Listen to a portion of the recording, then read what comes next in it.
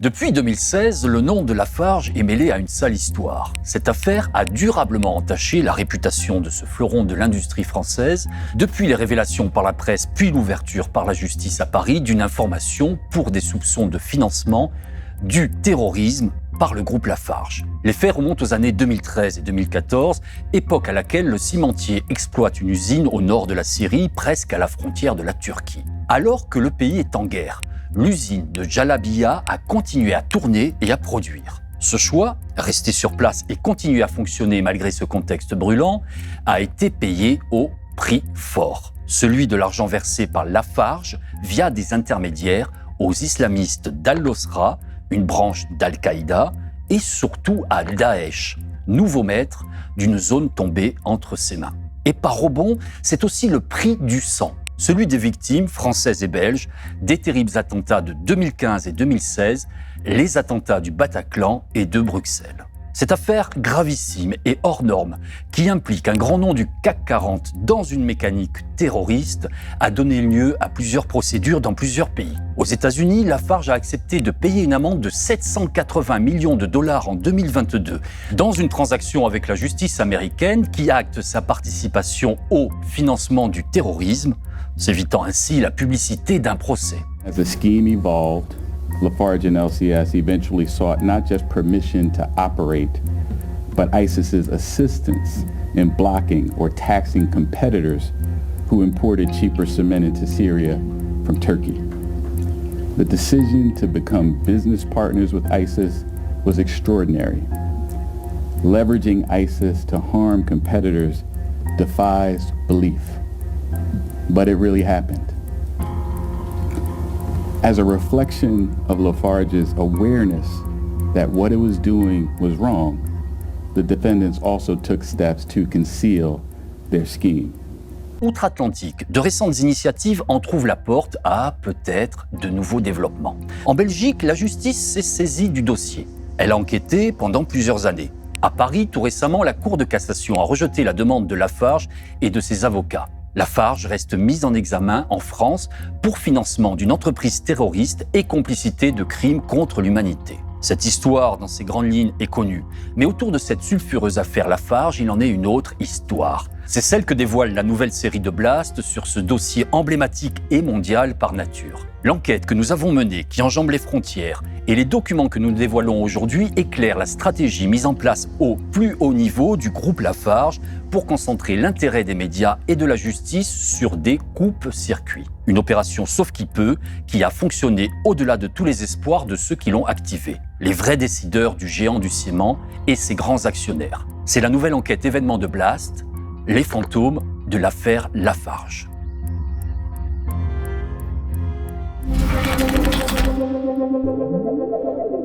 Le groupe Lafarge est un fleuron de l'industrie française, sa réputation mondiale. Ce nom, s'il faisait la fierté des Français, n'existe plus. L'entreprise a été rachetée par les Suisses et elle a changé de nom.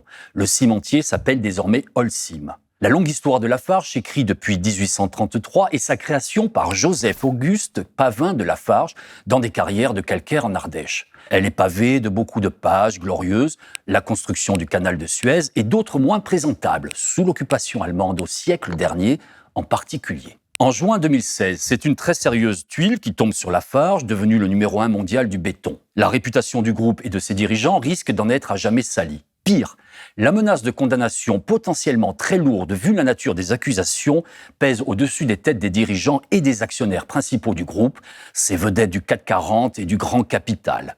Un an plus tôt, en novembre 2015, l'attentat du Bataclan à Paris a fait couler le sang, celui de dizaines de victimes, après le précédent de la tuerie de Charlie Hebdo. En mars 2016, Bruxelles est frappée à son tour par la terreur. Et voilà qu'on accuse le cimentier de complicité de terrorisme. Précisément, d'avoir versé des bakchiches à l'État islamique, le commanditaire des tueries djihadistes qui ont bouleversé la France et la Belgique, semant la terreur au cœur de l'Europe.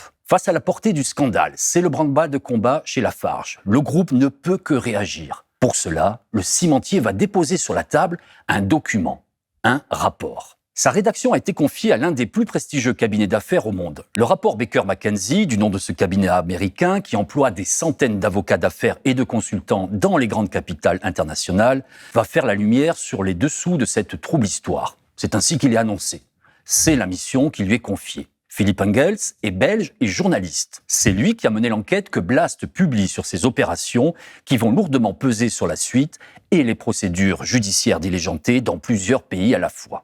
Et donc il y a une stratégie de défense qui se met en place où les dirigeants veulent à tout prix une chose, c'est éviter d'être pointés du doigt.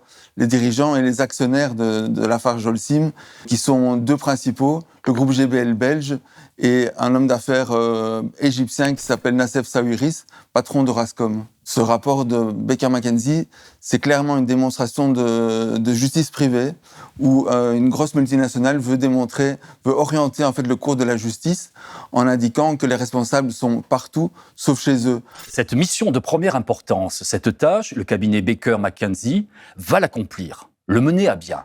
Le document du cabinet américain confirme les soupçons et livre une bombe. Le montant des bakchiches payés aux djihadistes et à l'État islamique, 13 millions d'euros, ont été versés à l'organisation terroriste. Et il désigne les coupables, les intermédiaires, ceux qui ont accompagné ces remises d'argent, et les dirigeants de la filiale syrienne de Lafarge. Ce louable effort de transparence fait impression. Pour les conseils et bataillons d'avocats de Lafarge, le rapport Baker McKenzie fait office de Bible. Tout y est, tout est dit. Ce document doit permettre de tourner bientôt, un jour et définitivement, la page.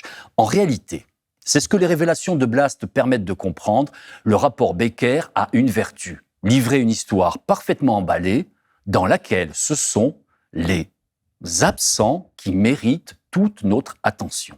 Spécialiste des droits de l'homme, l'avocat bruxellois Alexis de Soif a eu accès à la procédure belge. Elle s'est concentrée sur le premier actionnaire de Lafarge.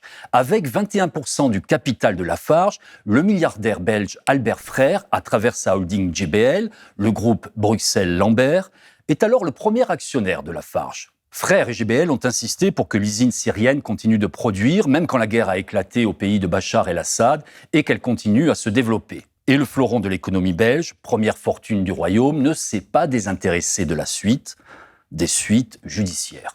Et donc la Belgique a ouvert elle-même une instruction à perquisitionner chez GBL. Alors il y a des traces d'échanges entre les secrétaires et les responsables de GBL où ils discutent de quels documents ils vont donner aux enquêteurs et que ça, les enquêteurs n'ont pas trouvé et que ça, on leur a pas donné et non, ils n'ont pas eu le draft de tel PV de conseil d'administration, etc. Donc on cache visiblement des choses aux enquêteurs, mais l'enquête se poursuit en Belgique, effectivement.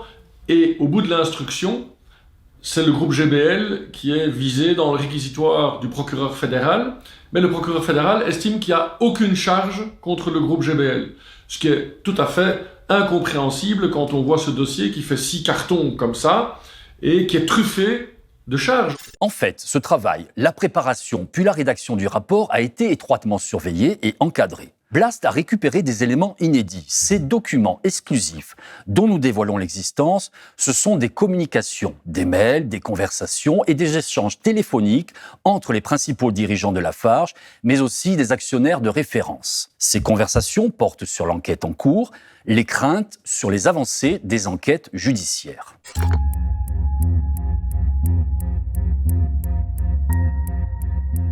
Gérard. Ces remarques sont dans la lignée des prises de position de Bertrand Collomb, précédemment principalement minimisées sur le rôle du management et justifier le maintien de l'usine en fonctionnement pour des raisons de sécurité du personnel local. Il indique également que l'investigation n'a pas été menée sous les auspices du FAC, le comité d'audit, car il n'a jamais été tenu informé. Ce point n'est pas correct, car vous avez fait un point d'étape lors de chaque réunion du FAC.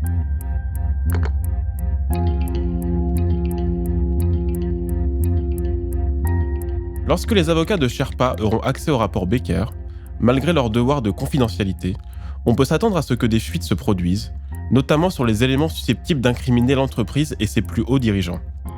Nous ne pouvons pas simplement attendre et nous contenter d'être une cible facile pour nos adversaires. Nous devons concevoir une stratégie proactive. Elle pourrait comporter 3 éléments. Préparer un message, exprimant notre point de vue, connu d'un certain nombre de managers français, et qu'ils pourraient utiliser dans des échanges privés avec les parties prenantes avec lesquelles ils sont en contact, mais pas pour faire des déclarations publiques. Divulguer nous-mêmes le rapport Baker avec les commentaires appropriés, afin d'anticiper les fuites hostiles. Être prêt à nous défendre dans les débats médiatiques lorsque nous décidons de le faire, et se saisir de toute opportunité pour souligner notre engagement en matière de responsabilité sociale, en particulier dans le contexte français. Au moment même où Lafarge lance l'opération Sauve qui peut, qui aboutira à la remise du fameux rapport le 12 avril 2017, opération ordonnée depuis Paris, puis activée depuis Chicago et les bureaux de Baker, suite aux premières révélations de la presse et avant que les justices ne soient saisies de l'affaire, tous ces dirigeants parmi les principaux de Lafarge sont mobilisés. Tous suivent de très près l'avancée du rapport et les travaux du cabinet américain, comme le montrent nos documents. En fait, c'est tout un organigramme qui est mobilisé. Ces documents démontrent une grande détermination et aussi une panique à l'intérieur de GBL, par exemple, en Belgique. Une détermination à cacher la vérité, à orienter la vérité, et aussi une panique.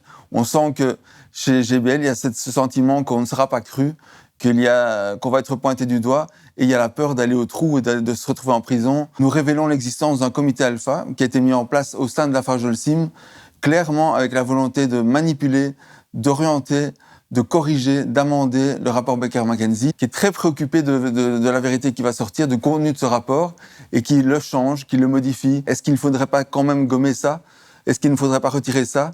Et donc jusqu'au bout, avant la confection de ce rapport et la version finale de ce rapport, il y a des tentatives et des volontés de changer des virgules, des points importants de ce rapport. Au centre de cette mobilisation, il y a Gérard Lamarche, le directeur général du groupe Bruxelles-Lambert des familles frères Desmarais. Lamarche, le cumulard, considéré comme le maillon faible, celui qui peut craquer, qui possède son rond de serviette au conseil d'administration et préside le comité d'audit de Lafarge à l'époque de la fusion. Il y a également Bertrand Collomb, grand patron historique de Lafarge, décédé en 2019. Ces échanges sur la crise à gérer avec Christian Hérault, directeur général adjoint de Lafarge, sont réguliers. Autre homme clé, le Suisse Beat Hess, le président du conseil d'administration de Lafarge-Holcim. Cet avocat d'affaires a été désigné par Thomas Schmideni, propriétaire et patron d'Holcim, qui a racheté Lafarge en 2014. Thomas Schmideni est la figure en vue d'une richissime famille d'industriels. Son frère Stéphane, un des patrons du groupe Eternit, a été poursuivi et condamné dans le scandale de l'amiante en Italie, en Belgique et en France.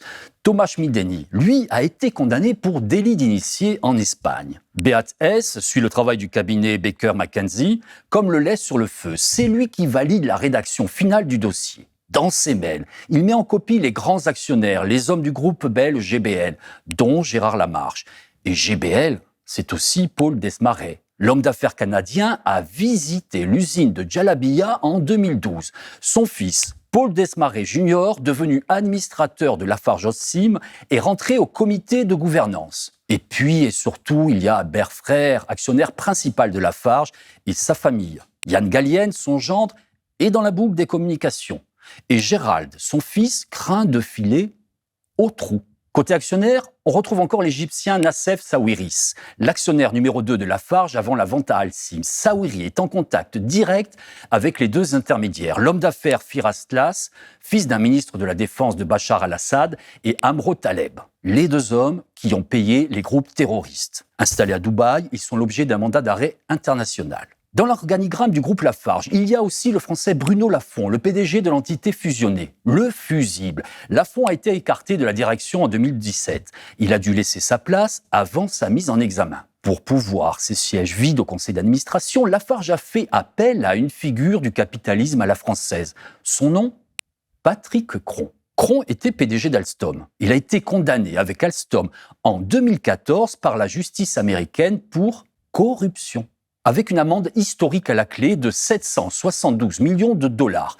C'est donc lui qui a plaidé coupable que Lafarge a choisi pour remplacer Lafont. Dans ses bagages, Patrick Cron a par ailleurs ramené d'autres anciens d'Alstom, dont celui qui a négocié l'accord condamnant Alstom pour corruption avec la justice américaine, celle-ci étant parvenue à le coincer. Et Cron a été bombardé à la présidence du comité d'audit. Ses visages, ses noms, sont ceux des fantômes du scandale Lafarge. Et puis on apprend, notamment par les responsables du comité sûreté de Lafarge, qui se réunit, qui dresse des PV, qui communique au conseil d'administration de Lafarge, au siège des administrateurs de GBL, que certains documents qu'ils avaient, et des PV de conseil d'administration et des échanges d'emails, ils ont voulu les donner aux enquêteurs de Baker-McKenzie, et ça a été écarté.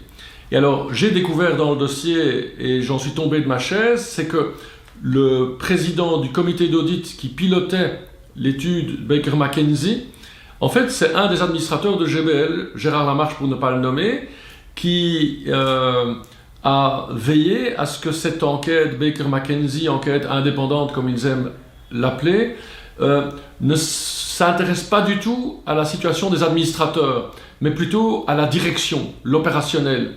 Et en fait, on a gardé les administrateurs en dehors du champ d'action de Baker McKenzie, et on a écarté des documents qui pouvaient compromettre les administrateurs.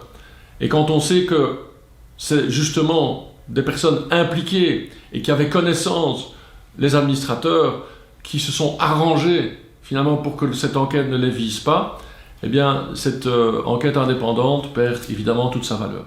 On le voit, le rapport Baker McKenzie a été solidement encadré. Ainsi ficelé, le prétendument indépendant rapport va influencer et peser lourdement sur la suite de l'histoire et sur la justice belge. Le rapport, il est adoré par les médias qui constatent là que, en fait, une grande firme reconnaît avoir financé le terrorisme. On leur donne des noms, les noms des gens des dirigeants de la firme qui ont participé à cette opération, et aussi les intermédiaires. Donc, en quelque sorte, l'histoire est bouclée, et les médias vont aller tous dans cette direction-là, et la justice aussi. Donc, c'est vraiment une stratégie de manipulation, d'orientation de l'opinion par Lafarge Holcim, qui est avalée en fait par la justice de ces trois pays-là. À Paris, Anna Kiefer est chargée du dossier Lafarge chez Sherpa. L'association est à l'origine de la plainte qui a déclenché la procédure française il y a déjà plus de 7 ans. Elle a également obtenu une décision favorable importante de la Cour de cassation en ce début d'année. Sherpa, partie civile dans ce dossier français, concentre son action sur les multinationales, leurs agissements et les conséquences de leur action sur les droits de l'homme. Nous avons déposé plainte il y a plus de 7 ans, en novembre 2016. Suite à la plainte, une information judiciaire a été ouverte en 2017. En 2018, il y a eu plusieurs mises en examen de dirigeants, puis de la société Lafarge, société mère du groupe en France. La société Lafarge a fait plusieurs recours contre les mises en examen, ce qui a conduit à plusieurs décisions de justice, y compris de la Cour de cassation. Et la dernière en date du 16 janvier 2024 a confirmé la mise en examen de Lafarge pour complicité de crimes contre l'humanité, ce qui est une première pour une entreprise d'être mise en examen pour ce crime. Malheureusement, elle a annulé la mise en examen pour la mise en danger de la vie des salariés syriens. On espère que la multinationale pourra répondre quand même des agissements contre les salariés syriens qui ont été mis dans une situation très compliquée, menacés, certains kidnappés. Leurs salaires ont été retirés lorsqu'ils ne pouvaient pas se présenter au travail. Et ils ont subi toutes ces menaces pour le profit de Lafarge. Dans le volet français, on ne sait pas, il n'y a pas de mise en examen contre des actionnaires. Les seules personnes mises en examen sont des dirigeants de Lafarge et de sa filiale en Syrie. Toutefois, on peut s'interroger sur le fait que les actionnaires n'aient pas été plus inquiétés que cela par la justice jusqu'à présent.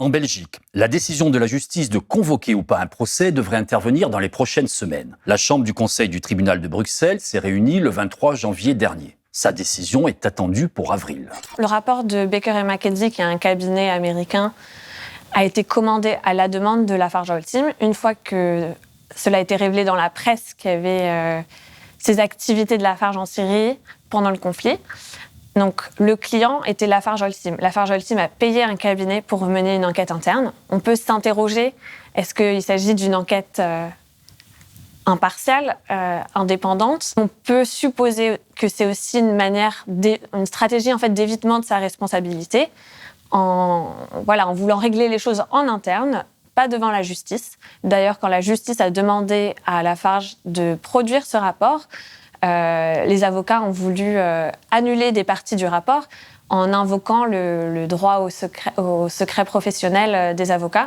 Ce n'est évidemment pas par hasard que Lafarge a fait appel à un cabinet comme Baker McKenzie. Dans ce type d'affaires, quand une multinationale est accusée de graves délits, la justice américaine sait se montrer impitoyable. Et il faut se plier à ses exigences, montrer patte blanche et mettre en scène ses efforts de collaboration, sa bonne volonté, en menant sa propre enquête. Il faut le faire en donnant des gages de bonne foi, en clair, en lâchant des éléments. Et mieux vaut s'adresser à des experts au fait de ses spécificités et des règles du jeu.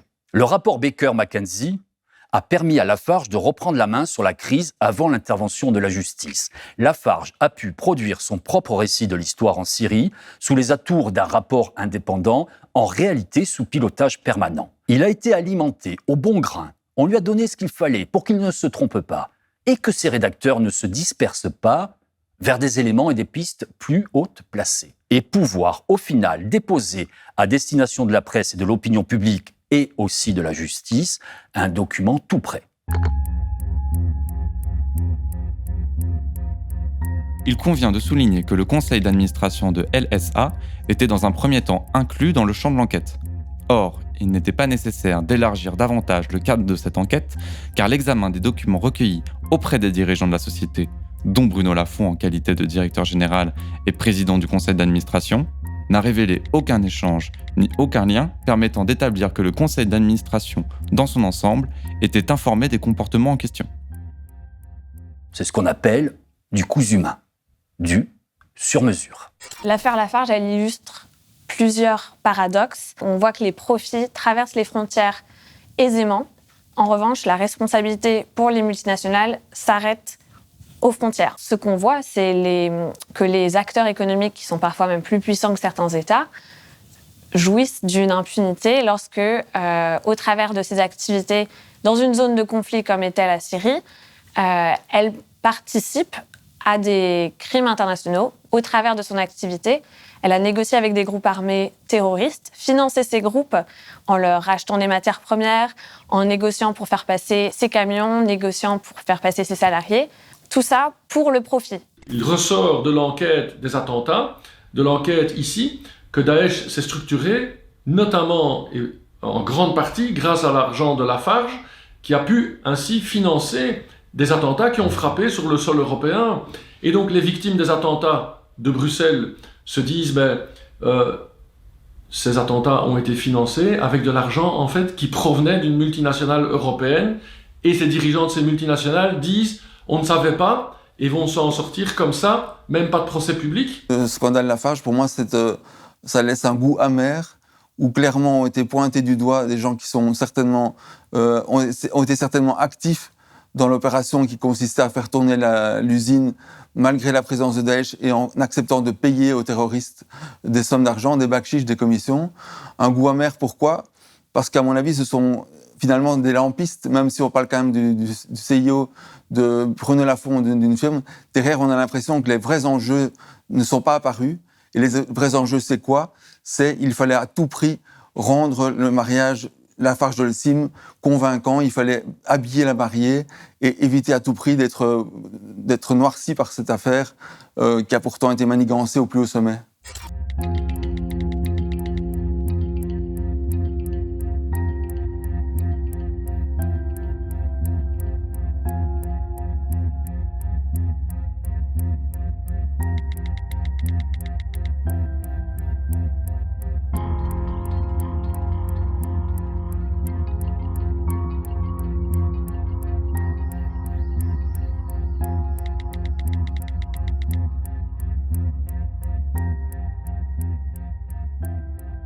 Je vous invite à vous rendre sur notre site internet www.blast-info.fr pour lire notre série en 3 volets sur les fantômes de Lafarge. Vous y découvrirez de nombreux éléments et documents exclusifs. Blast, en effet, notez-le et dites-le aussi autour de vous, beaucoup ne le savent pas. C'est une web TV bien sûr, mais c'est aussi un site internet avec une très grande richesse et qualité de contenu, d'articles, de sujets et d'enquêtes inédites. Vous pourrez aussi, si vous appréciez notre travail, vous abonner ou nous faire un don pour nous donner les moyens de financer ces enquêtes au long cours et aux journalistes qui les réalisent de vivre de leur travail. Merci pour votre soutien et votre fidélité, ils le méritent amplement. Merci pour eux.